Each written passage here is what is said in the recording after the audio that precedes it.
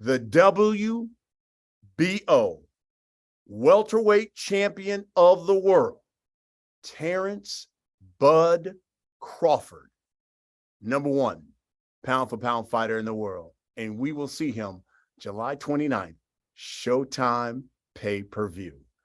Champ, it's good to have you. There are a number of media people who got questions for you. We're going to get right into them. But first, if you could give us a word on how training camp has been going. We got a little peek of it in All Access, but we want to know, what has it been like? We've seen you've been working out. Shakur obviously has been there in camp. We want to know up in there, have you been wrestling with bears or whatever? What have you done different for a fight of this magnitude that maybe you haven't done in the past?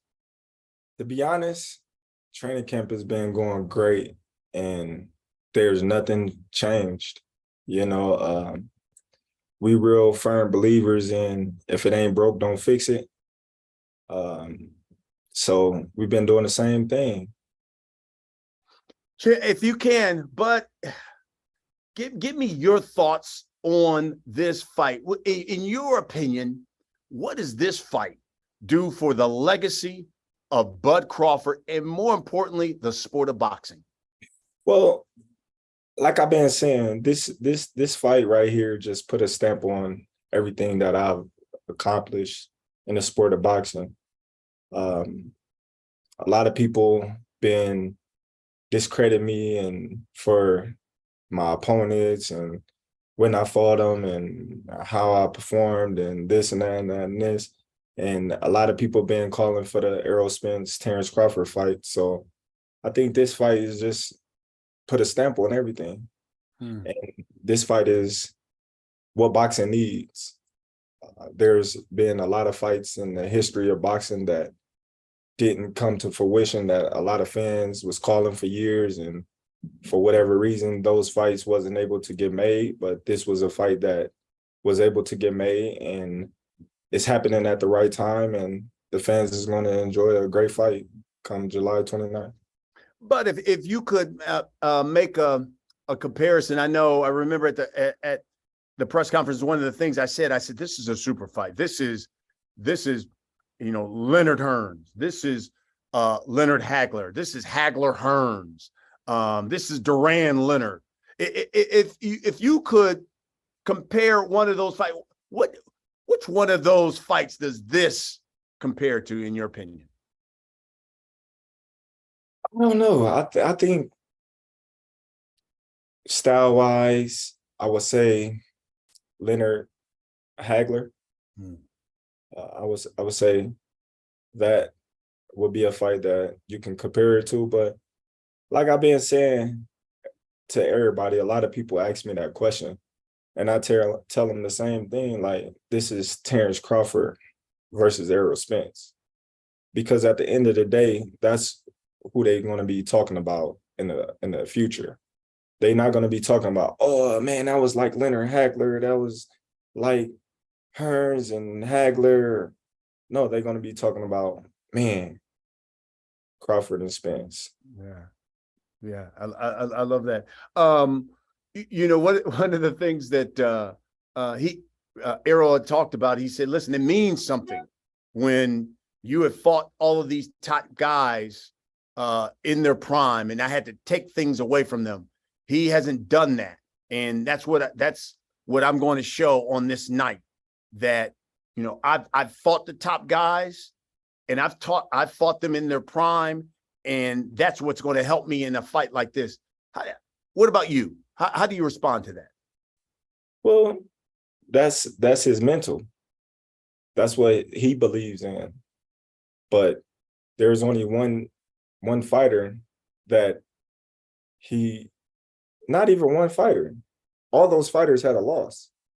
So they already have something took from them. So him going into to fight somebody that had something took for him, they already knew how to lose.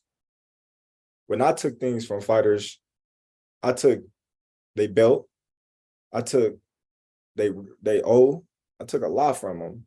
I took their mental. They never was the same. They never performed the same. So I can say the same. But, you know, that's his mental. That's what he believe in.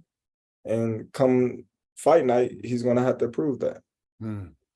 I asked him this question. I'll ask you the same thing. I said, you know, and I told him, I said, Errol, I don't know if you've ever faced anyone as athletic who switches like Bud Crawford, has knockout power like Bud Crawford. In your opinion, champ, this fight will boil down to what? I would think this fight will boil down to who prepared the best, and on fight night, who's on A+ game. That's what it's going to boil down to. I love that. I love that. When you look at this fight, obviously there a rematch clause from whomever takes an L. Do you think the rematch would be at 147 or 154? I don't know. I'm not, like I said, I'm not focusing on a rematch. I plan to win the first match. So the rematch is not even in my mind right now. I'm more so focused on the job at hand right now. Yeah. You got a chance to, I'm sure, watch All Access, the first episode. What'd you like? I watched a little bit of it. It was cool. It was cool to see myself on there and see the team and, you know, see my kids. And so it was cool. You have, and for those members of the media who don't, you have some extremely talented children, from track to wrestling to everything. Do they grasp the enormity of this fight and how big this fight is? And what are their feelings? Of course. My kids, they've been in it since babies. They all in it, you know, for years, even hearing my kids like, Daddy, is you gonna fight that Spencer guy? Spence. Well, yeah. Errol Spence, is you gonna fight him? Like, yeah. Then here go my son, Dad, when you fight him, I'm coming to that fight. I don't care. I'm coming.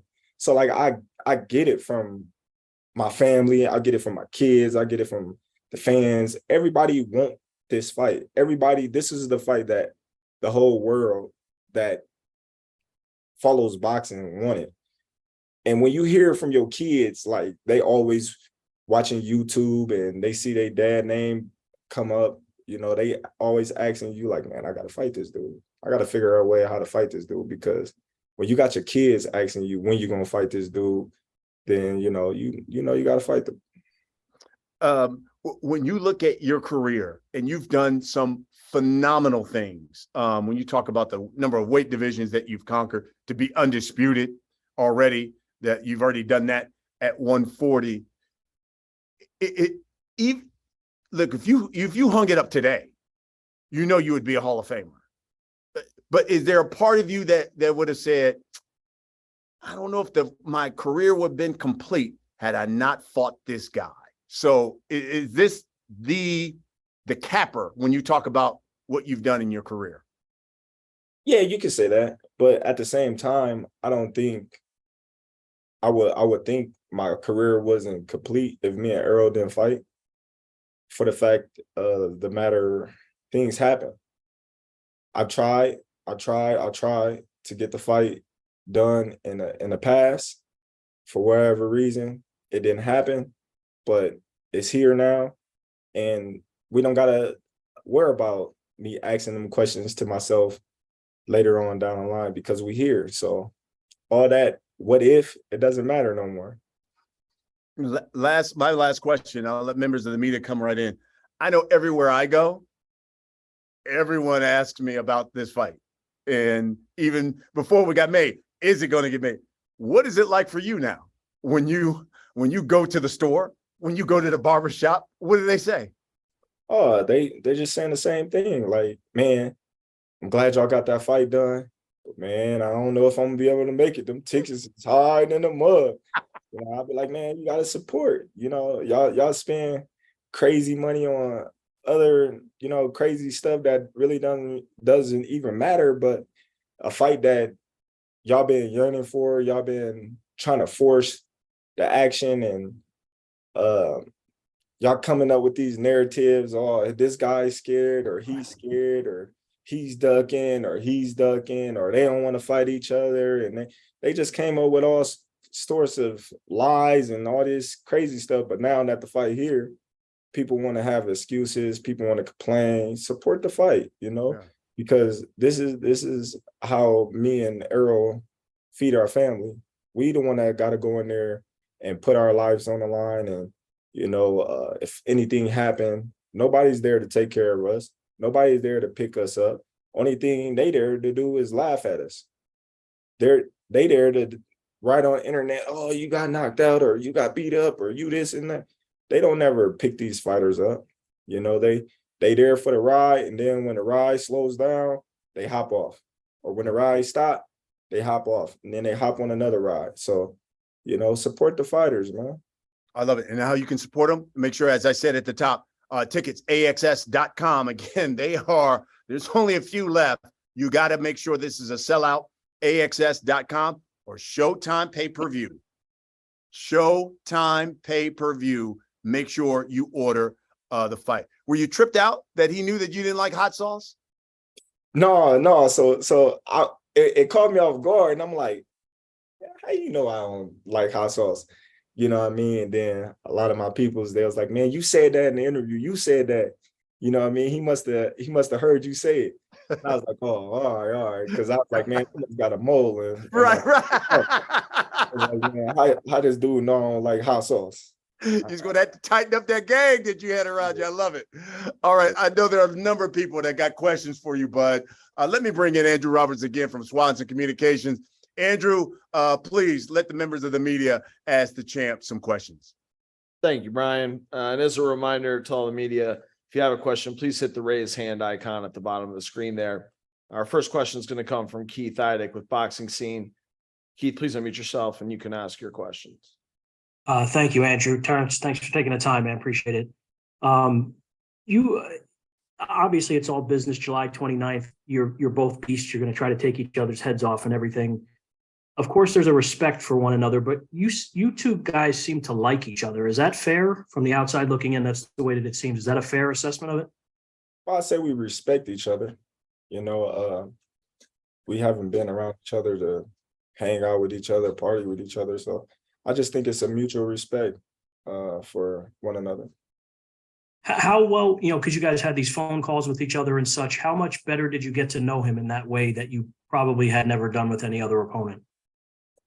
Well, like, it's the same, we had the phone calls that we had to make the biggest fight in boxing to date made. And that's, what we did. We both understood the assignment. We both had the same goal and dreams in mind, and we just came together and made sure that we both was man enough and mature enough to get the fight made. Terence, I know you said you want to focus on the first fight and not the rematch, but if you beat him in the way that I'm sure you feel that you will, either decisively by decision or stoppage, do you feel that he will want a rematch based on the way that you think you're going to beat him? Well, that's on him. Like I said, that wouldn't have nothing to do with me. That would be something that have to do with him. Like I said, I'm going in July 29th, 100% focused, mentally, physically, emotionally, spiritually, and ready to win the first fight. I'm not thinking about a rematch or second fight or any of that at this point in time. My last question for you, Terence, is why do you think that he has tried to diminish your win against Sean Porter in the way that he has? And what is your retort to that? Well, you got to understand, a lot of fighters and a lot of people have been doing that to Terence Crawford for a long time now. So it's nothing new. That's kind of like a seesaw effect. They see one person discredit me for one fighter, and then they see another person, and then that's just the thing to do. And then now you hear a lot of people on the media saying, oh, well, Crawford ain't fought nobody. Crawford ain't fought nobody. That's the narrative now. If you look at the comments or, anything that's posted on Instagram or on Twitter, they all say the same thing. Oh, Crawford ain't fought nobody. So I'm used to it, and I just laugh because there's always an excuse after an L. All right. Thank you, Terrence. And thank you for those questions, Keith. Next up, Andrew Jones with Anscape. Andrew, if you could please unmute yourself, you can ask your questions. Thanks, other Andrew, as always. C-Car, bro, appreciate you as always, my man. Want to ask you, with Coach Chet and his personality, what's the most entertaining or funny thing that he said? And is he or B-Mac the funniest guy or funniest person in camp? And also, you said on with Sean Porter's show that you felt the promotion, because you and Errol don't do crazy antics all over, that the promotion hasn't probably been as high as you thought. But 1.1 million views and growing for All Access, and a lot of people responding to it and appreciating it. Do you feel differently now about how this fight's being promoted? Okay, so there's a lot of people in camp that's funny. I mean, everybody had their own personalities, everybody funny in their own right. So Chet and Bo, yes, they have their moments, but there's a lot of people in here that have their moments as well. And the promotion, like I said, the promotion is going great. And the only reason why I say that it could be bigger is because when you go outside and you see somebody that doesn't know anything about boxing, they really don't know the fight is going on. That's what I mean by it could be bigger. Die-hard boxing fans, people that's into boxing, yes, they all know about the fight. They all been wanting the fight. They all been calling for the fight. But if I go to my next door neighbor's grandma's house that doesn't watch boxing, if she don't read the newspaper and we ain't in the newspaper, then is she gonna know who I am? That's what I mean by, it could be bigger on different outlets, I would say. All right. Thank you, Andrew. Our next question is going to come from Robert Littall with Black Sports Online. Robert, please unmute yourself and you can ask your question. Good talking to you again, Bud. Errol spoke about kind of what you just spoke about, in the sense that, you guys are not on stage slapping each other. You guys are not, pulling type of crazy stuff, cursing at each other and things of that nature. How important is it, do you believe, when you have two African-American fighters who are family men, who are respectful towards each other? How important is it that the numbers, when they do come in, as far as the ticket sales and the pay-per-view, that we show support for each other with a fight like this? It's very important, because this is how mega fights get made. If these fighters doesn't feel they value or their worth is being honored by the fans that we put our life on the line, then those big fights that everybody wants is not going to get made, because the money is not going to be there.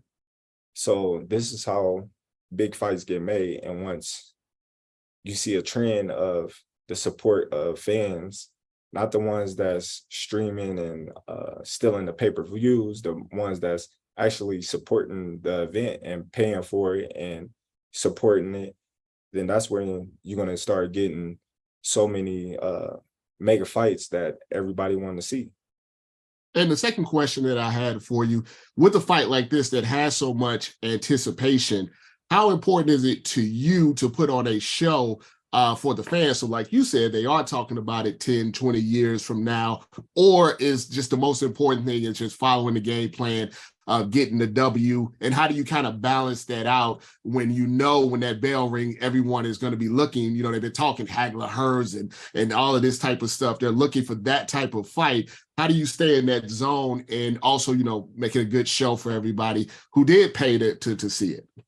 The objective is always to get the win, first and foremost. But if you've been following Errol Spence's career and you've been following Terence Crawford career, you got two exciting fighters. That's always an exciting fight. So there's not a doubt in my mind that this fight will be exciting. All right. Thank you, Robert. Our next question is going to come from Hans Themestod with FightHype. Hans, please mute yourself. You can ask your question. Hey, Terrence, how you feeling, man? What's up, man? All right, so first question for you. Errol came on here and he said that, you know, he needed you. He needed this fight. You are pretty much the ultimate dance partner. Before the fight got made, you were always just on some, look, I don't need him. I don't need this fight. You know, I guess frustrated or whatever. But now that the fight is here, can you look back and say, nah, I was wrong. I really did need Errol. I did need this fight. This is the biggest fight in like the past 30 years or something like that. Well, I wouldn't say Errol is my biggest dance partner, like you said, yes. So being the magnitude of this fight, the stage of this fight, the level, everything, yes, I need it. Everything that's surrounding this fight and that's on the line with this one fight, yes, I needed Errol. But far as career-wise, legacy-wise, I didn't need Errol because I already accomplished so much in the sport of boxing that I can retire right now and be in the Hall of Fame and ride in the sunset and be comfortable with what I've accomplished in the sport of boxing, because there's nothing that I haven't accomplished in the sport of boxing that would hinder me from saying, oh man, dang, I wish I would have did this, or I wish I would have did that. I already became undisputed. I already won ESPY award. I already was fighter of the year. I was already multiple world champions in different weight classes. I was already two-time linear fighter in 2 different weight classes.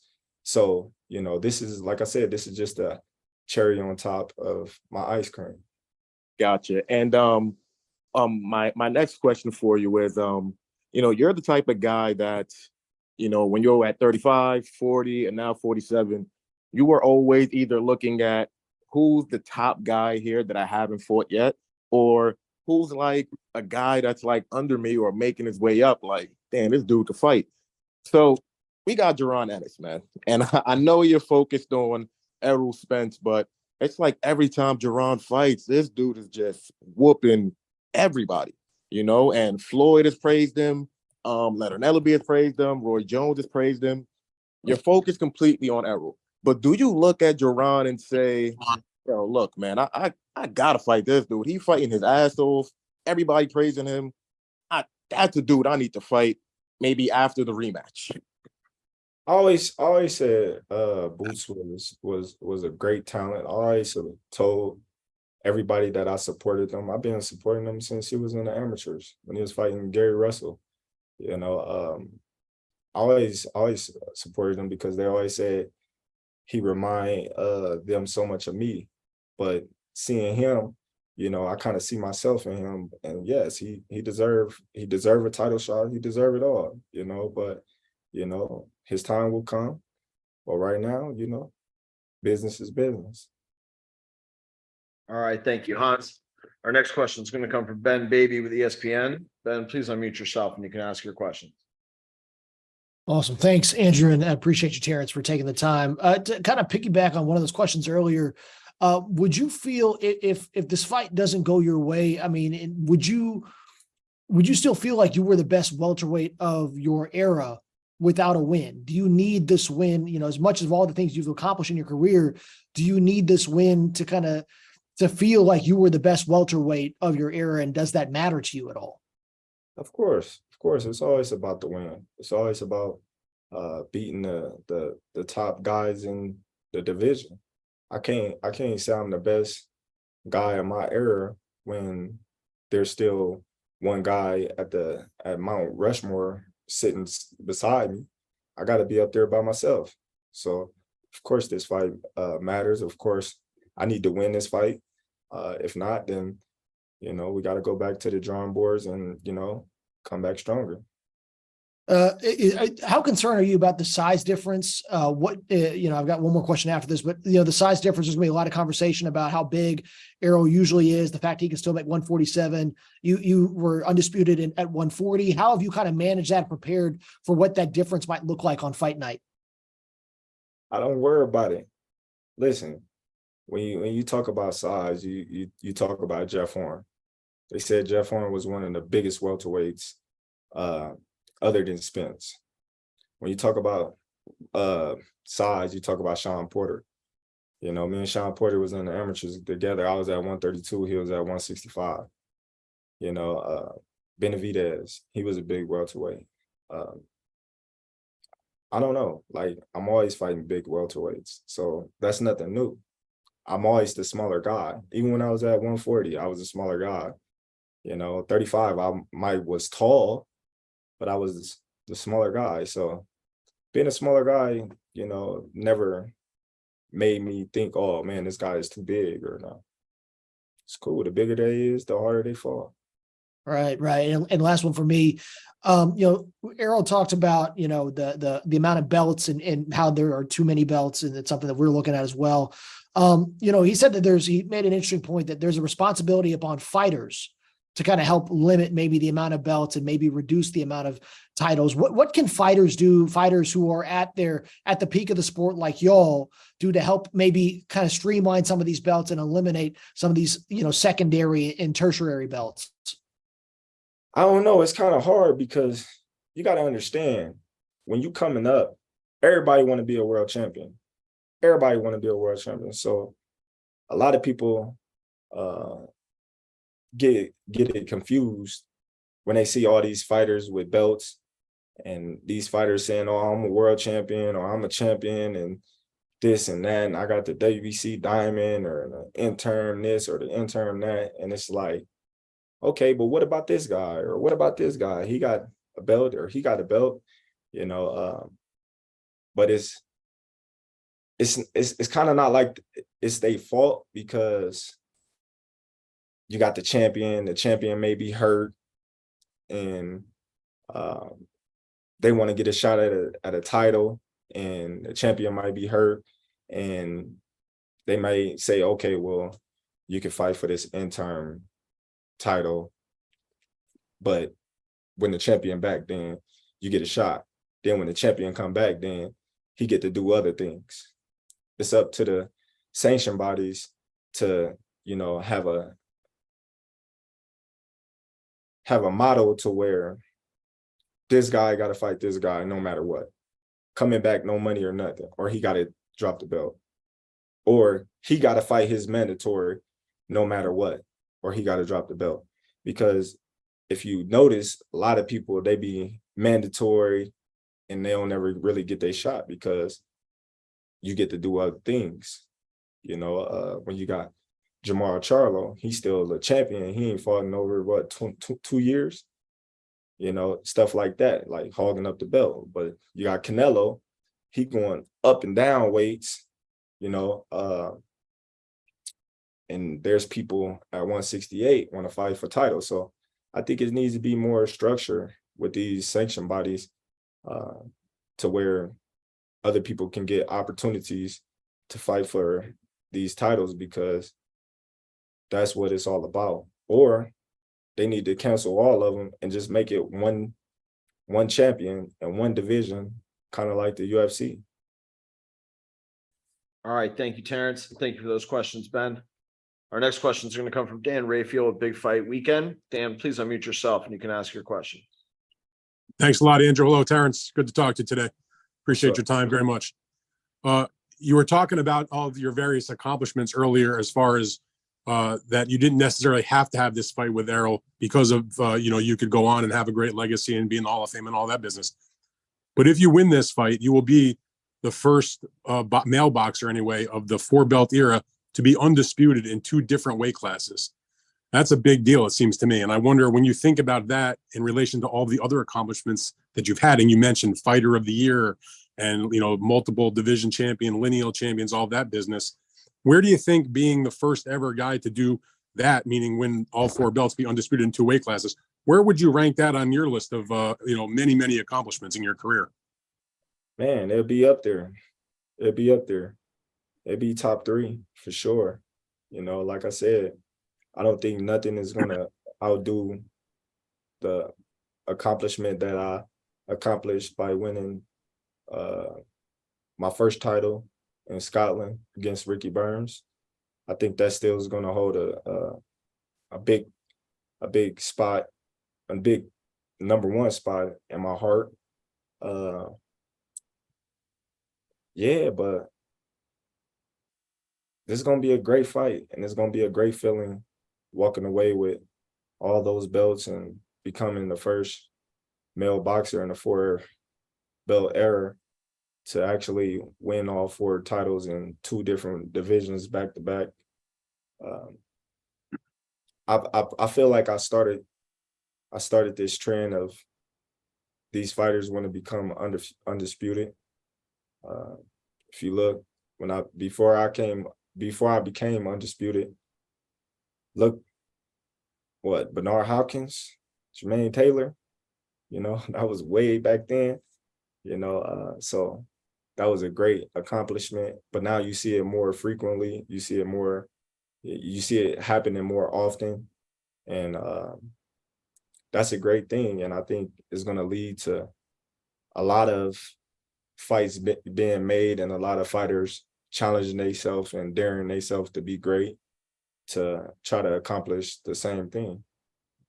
When this fight was being negotiated, and we all know what happened last fall, people thought maybe he was on, it didn't happen. You ended up taking your fight with David Evanesian. You all came back to the table. And it was a difficult negotiation. And obviously everybody is very happy that the fight is now going to happen. But I wonder, at the time it was taking place and you were going back and forth with Errol, you mentioned about the phone calls and that sort of thing.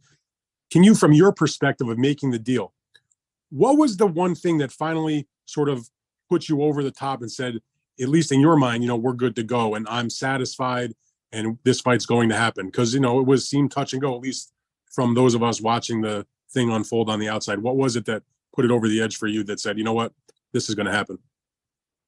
It's me calling Errol. That's it. Me calling him and going directly to him instead of going through other people. It just took me calling him and us, you know, talking as men and coming to agreement. And that's really how the fight got made and how I was sure that the fight was going to get made and how I was comfortable that the fight was about to happen. All right. Thank you for those questions, Dan. Next up, Marcus Hayes for FightHype TV. Marcus, please unmute yourself. You can ask your question. Hey, what's up, TC? Thank you for your time, man. Marcus Hayes with FightHype.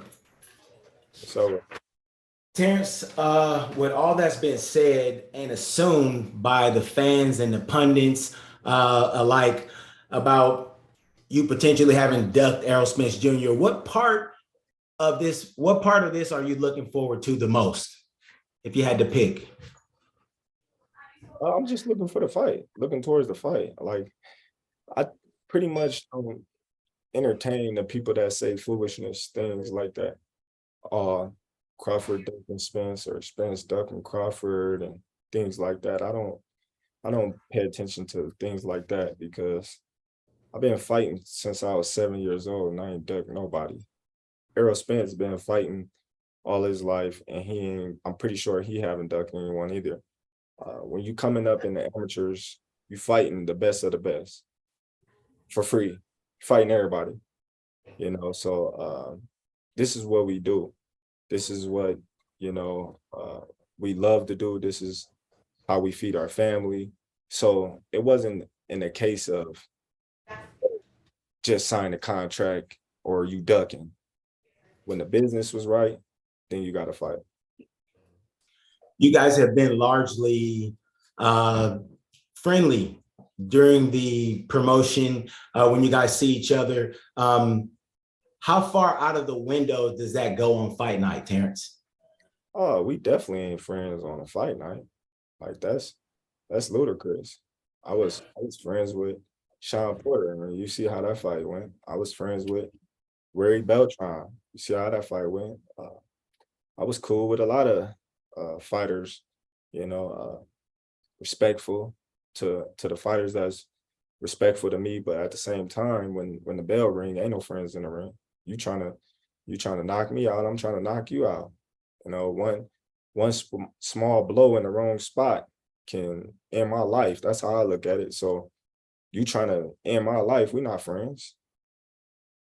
All right. Thank you, Terrence. And thank you for those questions, Marcus. Next up, Jayandra LaBeouf with Best Women's Boxing Show, period. Jayandra, please unmute yourself. You can ask your questions. Thank you so much. Thank you, Terrence, for your time. I noticed that during the All Access, we saw a lot of the Cowboys. I know that you're a big Packers fan. What is the connection between fighters and football players? Because it seems like all of you connect to football players more so than any sport. Could you just talk a little bit about if there is a connection between football and fighters and how participating in that sport can help you in the ring? I just like football because I played football, played basketball. I did all those sports, but the connection to football and basketball is both sports get their brains rattled. So I think that's the only connection, like the aggressiveness, the mentality of going out there and, putting it all on the field, putting it all in the ring. Then at the end of the day, you walk away from the field or the fight with a couple of loose screws. Do the loose screws make you better or make you worse in the long run in terms of ferocity in the ring? Oh man, it depends on how many screws you get loose. Some football players last a year in the NFL. Some last a little bit more. Some fighters last a few years in professional boxing. Some last a few more. So it just depends on how good your defense is. All right. Thank you, Terrence. Thank you, Jayandra. We got time for a couple more here. Next up, Mark Lowenwala for Front Office Sports. So unmute yourself and you can ask your question. Hey, Terrence, with all the mutual respect between you and Errol, how refreshing would it be for boxing if this fight cracks the top five highest grossing boxing fights of all time, just based off of skills, that it doesn't need any verbal mudslinging between y'all? I think that would be great. And I think it would be great for the sport of boxing, for the sport of all combat sports, because then it would show a level of respect that doesn't have to be aligned with disrespect to be entertaining. I feel like, a lot of people see Mayweather, a lot of people see Ali, they see Mike Tyson, and they feel as if, all right, man, I got to be this villain, or I got to be like this guy, or I got to be like that guy to sell fights or to sell pay-per-views, and not my skills. But when people start understanding the sport, and they understand that you don't have to talk about somebody's dead people in the grave to get them mad, and then they start talking about your mama, and then they start bringing up personal remarks to what you said to them, and then y'all make it personal just to sell fights. I think it can be a level of playing field where y'all both respect each other enough to, respect each other, but let each other know that come fight night, y'all coming for each other head. You talked a few minutes ago about the power of just picking up the phone and reaching out to Errol. For fighters who are stuck in a negotiation rut, do you encourage them to do the same thing? Well, yeah, it depends on the fight. So they gotta both want it. If one fighter wants one thing and the other fighter wants something different, then it's not going to happen. In this case, Errol Spence and Terence Crawford wanted the same thing. We wanted to become undisputed. We wanted to fight each other just to prove to ourselves that we the best in the division and #1 pound for pound fighter in the world, because like I said, whoever win this fight is undisputed without a doubt, #1 fighter in the world, pound for pound. So there was a lot of things on the line that Errol Spence believed in himself that he can be Terence Crawford, and Terence Crawford believed that he can be Errol Spence. So us getting on the phone was like, you know, hey, what's up, man? You know, let's get this done. Not, hey, you want to fight me? Or come on, man.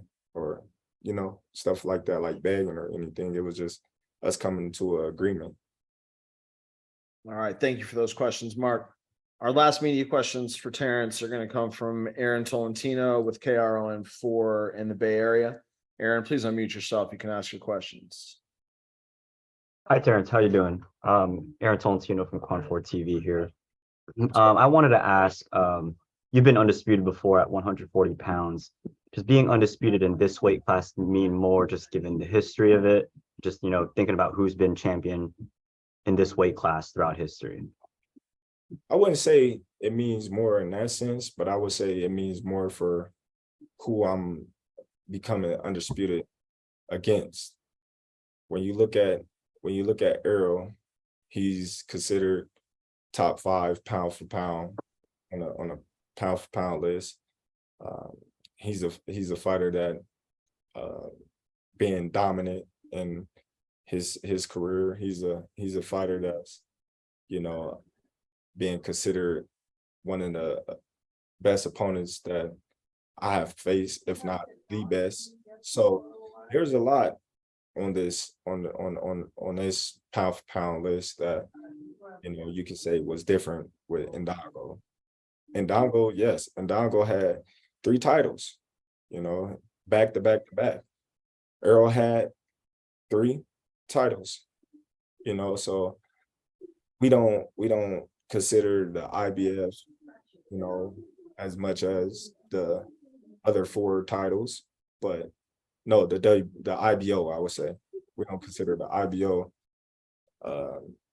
title as much as we considered the other 4, but, you know, in Ndongo, he went to 2 countries and did what he did to those champions, and then dared to be great to come to his 3rd consecutive country and fight me. I felt as if that was big, you know, especially, you know, the Ricky Burns fight, then knocking out Troy Noski.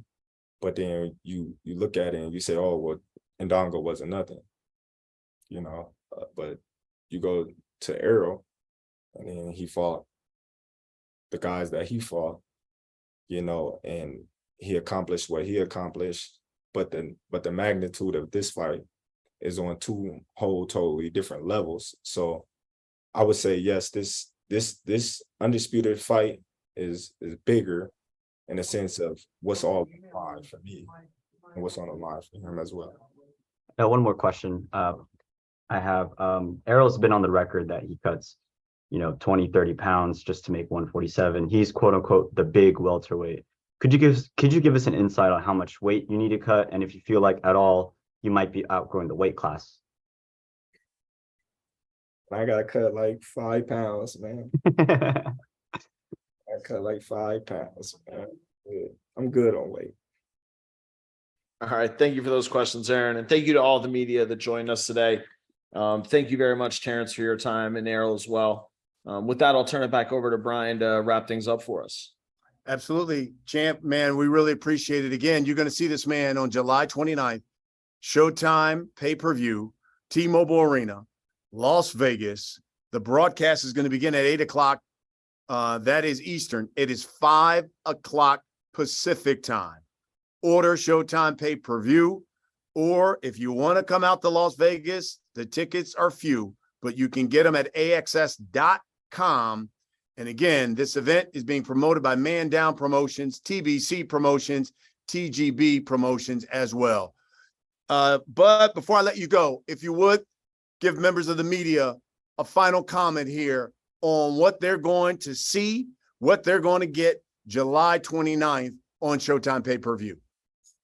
Man, I appreciate everybody taking the time out to do this little virtual press conference. I assure you that each and every one of you will see fireworks. Like he said, come out, support the event, buy it on Showtime pay-per-view if you can't make it there in person. But you might want to do both so you can see it in person, then see it when you go home. Because like I said before, I'm gonna gut them, I'm gonna fillet them, I'm gonna take them out the water, and I'm gonna suffocate them. There it is. And that's from the unbeaten WBO welterweight champion of the world, Terence Bud Crawford. Champ, appreciate you. Look forward to seeing you very soon. Thank you, members of the media, for joining us today. We will see you July 29th from T-Mobile Arena, Las Vegas, on Showtime pay-per-view. I'm Brian Custer. Have a great afternoon.